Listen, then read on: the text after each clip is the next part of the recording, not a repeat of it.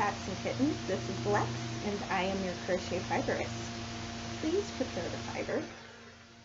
Wow guys, it has been, I don't even want to tell you how long it's been for me. It feels a lot longer than a little more than a week. It's actually almost very on me skipping a week. I'm so sorry. Life got in the way, job got in the way. Hopefully things will mellow out and I will be back at my regularly scheduled time. We've got a lot to talk about, and I actually have clothes drying, so this episode might be a bit shorter than I normally do. But we'll see what works out. So we've got a lot of the standards. We've got some news. Let's see. Kitting it out, unhooked. I got to announce the winner of my giveaway. And I actually do have something kind of cool at the end of the episode, and I will tell you about that. But first, I want to thank everybody who participated in my giveaway. There were 3 entries, and I used the handy dandy number generator on my iPad, and I came to the conclusion that a Miss Linda Denton was our winner. Now, Miss Denton has won a skein of Meadow and this fantastic, fantastic yarn. Check it out. It is llama, silk, linen, merino, and it's 545 yards. And she also has a choice of some of a crochet shawl of her choice. So congratulations, and I'm hoping to do another giveaway in the next couple of weeks, just because I'm a firm believer in, you know, if you've been given something, life has smiled on you in some way. It's awesome to give back in some way. So stay tuned for that. So congratulations, Linda Denton. Drop me a line, and I put my information at the beginning of the episode. So just find me on Ravelry or send me an email at lexifile@gmail.com. So, wait, sorry, that's not right. It's lexifile@yahoo.com. So drop me a line and I will get that stuff to you ASAP. All right, so we've got that going on. Anything else? I've got a holiday segment. Oh my gosh. I kind of love this holiday season. I love the music. I love the tastes. This is one of the holidays that I actually like the food. But I think I like what feelings are evoked by the food. Now, what does that mean? For a long time in my house, with my family, we didn't have standard Christmas dinner. So one year we had spaghetti, one year we had steak, one year we had tacos, one year we had an Asian dish that I can't quite remember, but it was only when we started to invite other people to our holidays, our particular Christmas celebrations, that my mother started cooking standard Christmas food. So that food isn't really something I identify with a whole lot. I identify with just really the food. I identify with food that's infused with love. So I'm really, really excited about this time of year. I love the music. And so, since I love the music, you guys are going to be a party to a tradition I hope to start for my podcast and for the next couple of weeks of Christmas, or the Advent Christmas season. I'm going to invoke a sing-along. I have a couple of songs, Christmas songs that I remember as a kid, songs I really love to sing. I would say I have a standard voice, so I should be able to hit the notes I can stay on key reasonably well. But I will definitely give you a warning if that is something that terrifies you or makes you kind of squirm. But yeah, I'm really, really excited about that. So we're going to do that. Let's see. There were a lot of things that went on this week, or last week. Last week was last week the holidays? No, but the week before was a holiday, and I didn't get a chance to talk to you. So the week of Thanksgiving, the day after Thanksgiving, I normally go into a rant about how I feel about Black Friday. I say as I hop into my car and go to Purlescence Yarns at a reasonable 8 a.m. And got a lot of great steals and a lot of great deals. That I may show you some of those. I did mention I didn't want this podcast to turn into that, ooh, look at all my consumerism, you know, kind of putting it out there on blast. But I might show you some stuff because I got some really, really great stuff, including 2 items that really, really prompted me to think about another giveaway because I've been given so much. So I got that. And this Saturday, a person I met at Brettsoft Winery in May, I remade her acquaintance at Black Friday at Purlescence, and we got along so well. I told her the following Saturday, let's get together and go on a yarn crawl in the Oakland area. So she drove up, picked me up, and we went to a lot of great stores and had a fantastic time. In my former life, I had a podcast where I talked about different yarn shops and where I went. So maybe in the next couple of weeks, I'll talk a little bit about that. But what I could say was that we picked 3 very different yarn shops, and they were all glorious in their own ways. So there it is. That is the news. I got some stuff on Hook, including some really cute things. So let me start with the thing you probably I talked about last week. I mentioned that I wanted to make a cowl for a family friend, and I finished it. So here it is. Clearly haven't woven the ends, but the crochet is done.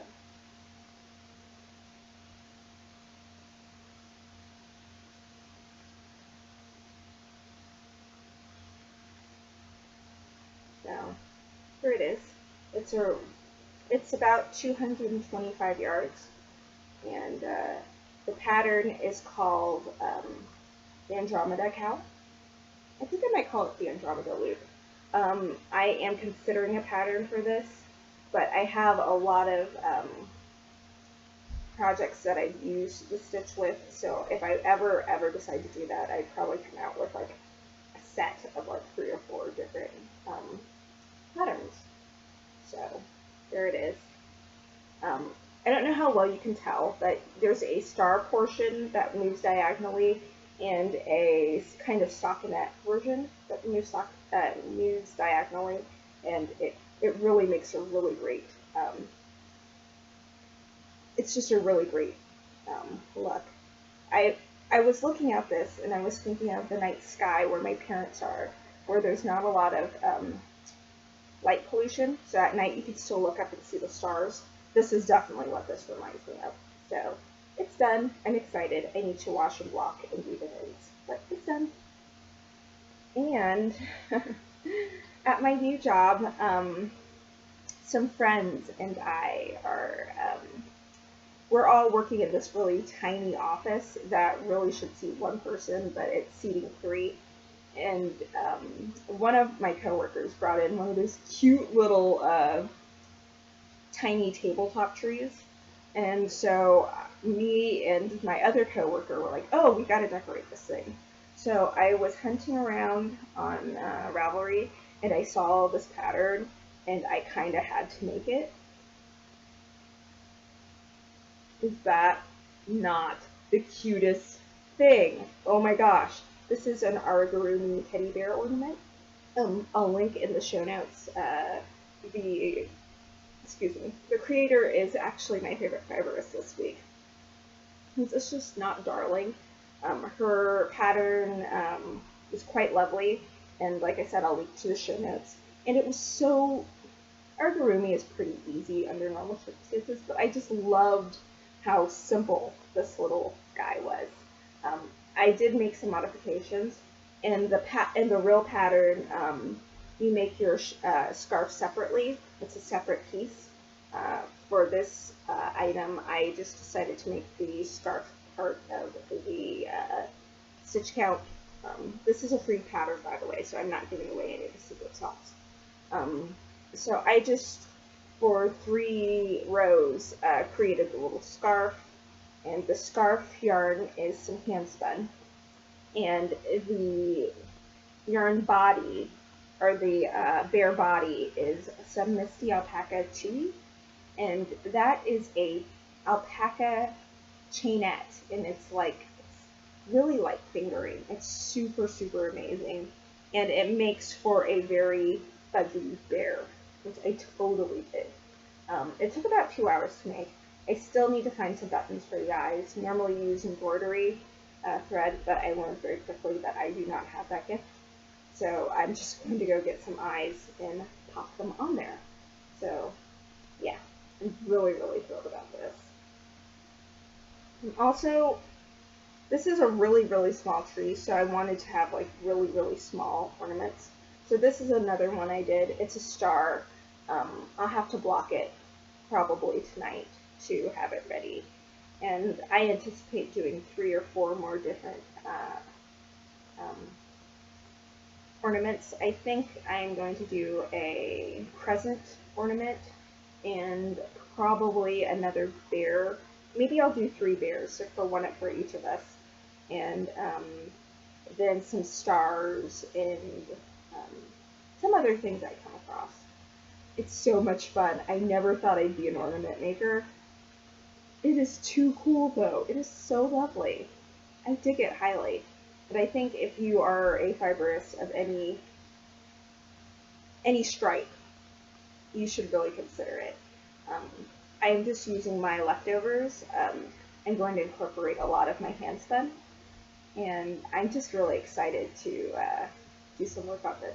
The other idea I have is I have some of the silk steel yarn that you can get from Habu, and you can mix it with other yarns, and you get the flexibility of the steel and the silk. I'll have to show you that next week, because I have an idea of maybe a gingerbread man in that. It's so epic. So that's what's unhooked at the moment. Alright, let's talk about my current project. I don't want to say I'm super monogamous. This might be why this is going to be a short episode, but I got caught working. I got like this bug on finishing this thing because I love it so much. And you know what this is. You know it. You love it. I hope you love it. And this is what I'm renaming my Andromeda shawl. It is a really beautiful, beautiful little bit of all of the fuzz out of the way. It is pretty phenomenal. I didn't do the gradient. The gradient was the yarn, and it's 100% cashmere and just a gradient. The person who dyed this was Violet Lynx, and she is on Etsy. Etsy is awesome. So I finished the body, I think, after my last episode, within like 2 or 3 hours. And then I started the interminable edging. So here's what the edging looks like. I am almost halfway done. You see that that little stitch marker there? That's halfway. So I'm hoping to get to halfway before I go to bed tonight. Hopefully you can see that. And what's going to happen at that halfway point is it's going to be as long, as deep as the shawl is going to be. And then I'm just going to decrease at the same rate that I increased. And then, so by the time I get back to the edge, I should have like 2 or 3 stitches left, which is awesome. I'm really, really excited about this. I don't think this week, my episode on Tuesday, I don't think I'll have it done, but maybe next Tuesday. We'll see. I'm really excited about this, though. And it's really, really made it difficult for me to work on anything else. That's why I don't have a lot of hook stuff to show you. But I'm really excited, so keeping my fingers crossed. You could do that too. Alrighty. And finally, I know, like only 2 things. That's kind of nuts. I finished another of Molly's Mile a Minute strips. So I'm at 3 or 4, and then I started a new color because I ran out of that yarn. So this is Bracken. Give me a second. Let me finish this last stitch. Tie it down. So here's Bracken. Here is my next strip. If you notice, it's a little bit thicker and a little bit chunkier, but I really think when I work them together, it's not going to show so bad. The yarn is, I believe, Bodega Pastures, and the colorway is Bracken, and I do believe this was locally dyed. It looks like it was dyed with like moss or something. It feels like moss. It's a very, very crunchy yarn, so it's not soft in the merino sense, and it is wonderful. And that is my theme for today. It is not merino, and it is wonderful, because merino is not the only type of sheep that exists in the universe. And it's really, really, unless you have, like, there are some people who just can't handle anything less soft than merino. But if you're somebody who can, I highly urge you to consider other types of sheep. You know, there are a lot of beautiful options, is all I'm saying. Anyway, I'm probably going to finish this one tonight and start another one. That Bracken Bodega yarn was 200 yards, so I could probably get 3 or 4 of these strips out of it, which means I need only one more chunky yarn to work the rest of my strips. So Molly, I haven't forgotten. I'm definitely working on it, and I can't wait to show you when I'm done with all the strips. And it's in one of my, what are we calling this now, Molly? You're calling these rustic bags. Yes, my rustic denim bag. So there's that. Alrighty. So let's move on to the bucket list project. I don't know if I've talked about this project before, but I think, I'm not entirely certain I have, but actually, you know, I'm not going to talk about this project. I'm going to talk about both of the, actually this and the other projects that have a relationship. So I want to show you something that I kind of sort of finished, but I'm still working through some ideas. This, sorry, is a hand warmer, and what are they calling them? Fingerless mitts, arm warmers, gauntlets. I don't know the proper term, forgive me. Anyway, this is an idea that I had, so I just started working. And this idea, I don't know if you see the star stitch, which is pretty prominent in the projects I'm working on lately. What I did was, if you remember the cowl,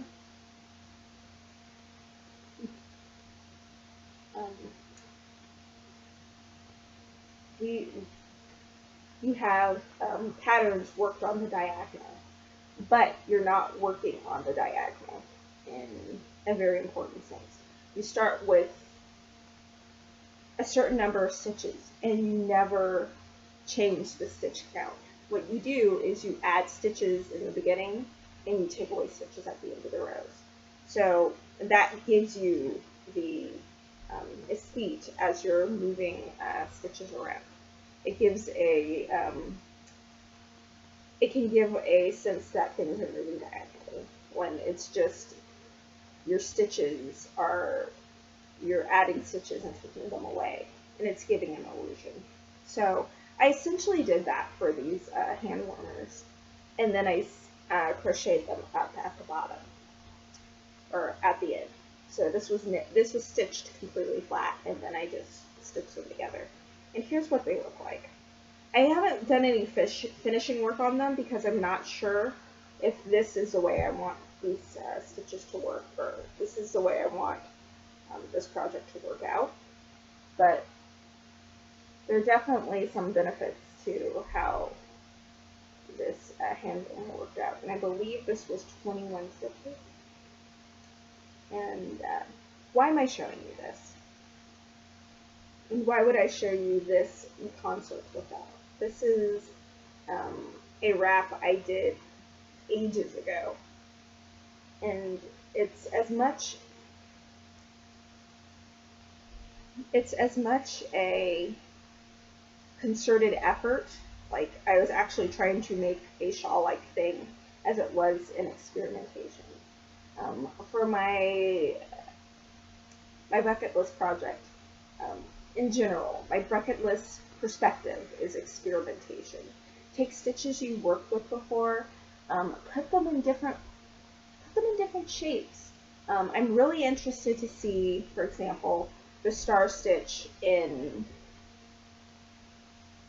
a dress or a skirt. I'm thinking about how to make that happen. Or in a really fun cardigan. I have some ideas for it, but I didn't want it to be too matchy-matchy. I was thinking maybe checks with a star stitch, which would be awesome. So like you'd have a bunch of squares, and one square would be regular stockinette, Tunisian weave knit, and one would be the star stitch. And you just kind of see that in a sweater. I think that would be really interesting. But my main goal in telling you this is that when I see a stitch or I see an idea I've worked with before, my first thought is, how can we make that better?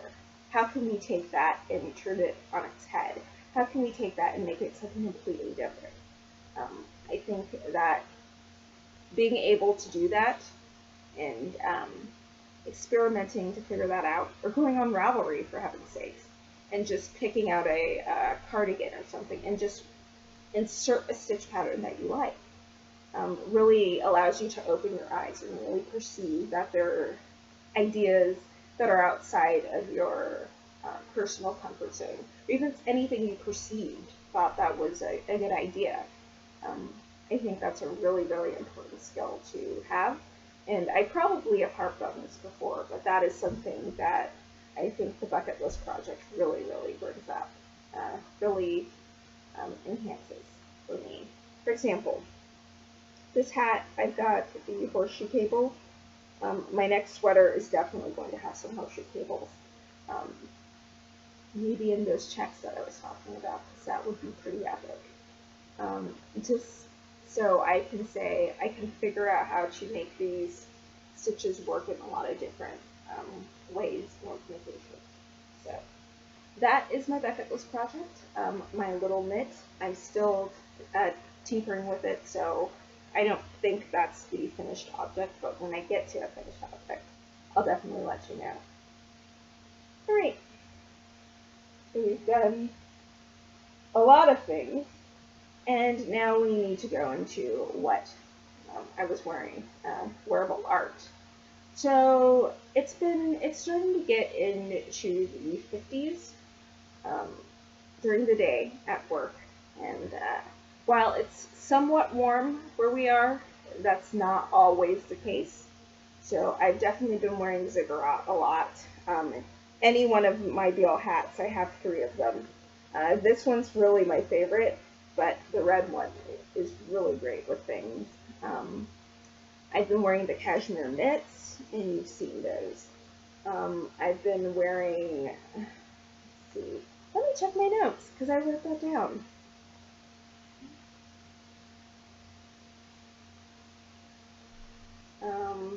Yeah, the Cashmere. Oh, I was also wearing the Berrily Cowl, and really enjoyed that. I think that is one of my favorite pieces that I've done this year. I think the only other thing I didn't mention was I wore my professional sweater when we went out for our yarn crawl yesterday, and that was delightfully warm, particularly when I realized the weather was going to be a bit chilly than I anticipated. So, yay that. And let's move on. All right.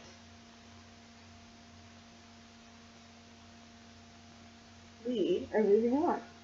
Let's go to Spinmeister. Unfortunately, Spinmeister was not. I was not as Spinmeistery as I normally am. Getting home, I've been getting home a little late, but the real issue is that the house is freezing, or has been freezing, when I get home. So I turn on my heater, and I sit right by my heater in my bedroom. We have a heater in the living room, but we don't have central air. It was determined that living here in the Bay Area in California, you don't really need it, and you really, really don't. It's just I personally get really super cold.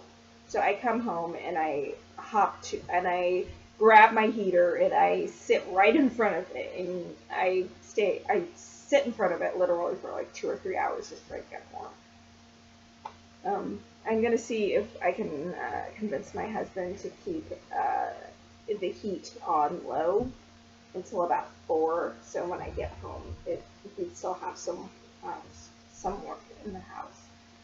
So all that to say, I haven't been spinning like I should, but I picked out a bat and I actually did start working on something. Is this not lovely?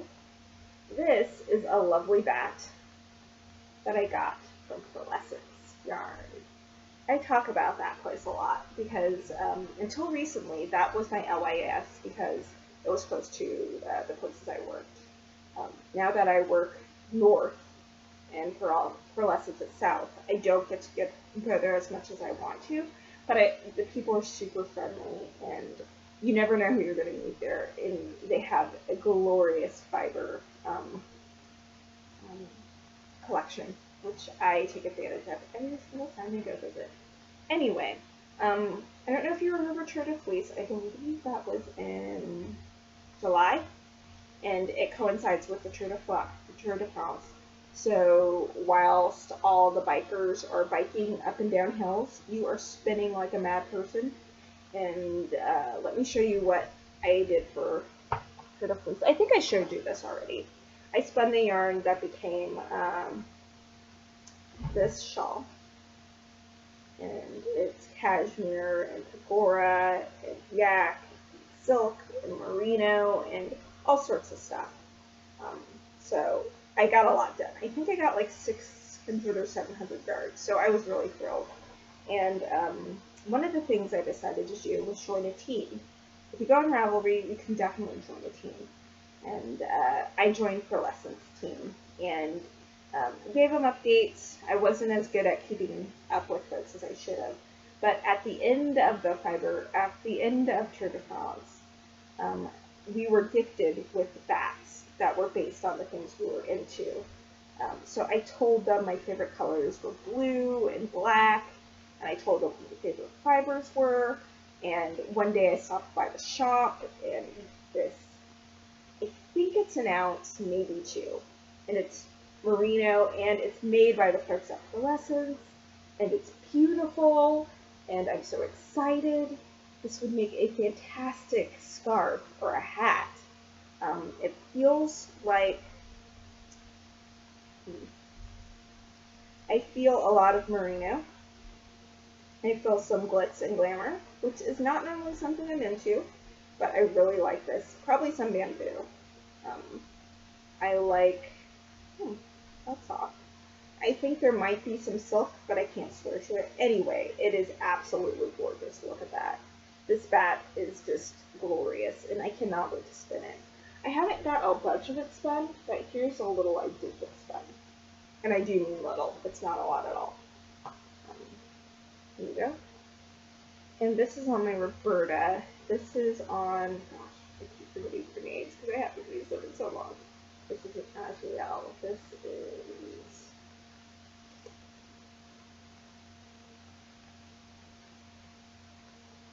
darn it, it is one of the Batt family, and I don't remember the name of this wheel, even though I told you the name of this wheel before. Let me check real quick, because I do not want to forget the names of my wheels. That's kind of terrible. Azrael, thought so. So, Azrael has this. I'm hoping to work through it this week. We'll see how that works out. And that is really all I did this week. It's been one of those weeks where it's been really, really busy, but it's been busy in a good way. So I'm chalking it up as a success, even though I don't have like an hour of talking anymore. Let's see. My fave fiberist. We have a fave fiberist. The first one is Stephanie Jessica Lau, Lau. And I will put her links in the show notes. And she does origami, and it is absolutely glorious. You saw my little bear. She has bunnies that are absolutely cute. She has she teamed up with somebody and created like collectible things. Like I think there's shirts and mugs and stuff that are associated with it, and that's absolutely darling. And she just seems to have she has a really great blog, and she mingles her personal life with the things she loves to do, and she does really great tutorials. And she just seems like a really pleasant person. And reading her blog and looking at her projects really, you could really see her personality. I've never met her, I didn't send her an email or anything, but I just appreciate somebody who takes their fiber love and really explores it and puts it in a public forum so the rest of us can enjoy it, you know. As a podcaster, I really do appreciate that. And as somebody who often lurks, I appreciate both my subscribers and also my lurkers, because both of you are super important to me, and I love being on this fiber journey with you guys. So, on that happy note, to all of you, a happy holidays. And to those of you who want to listen to a little musical outro, that will start about now.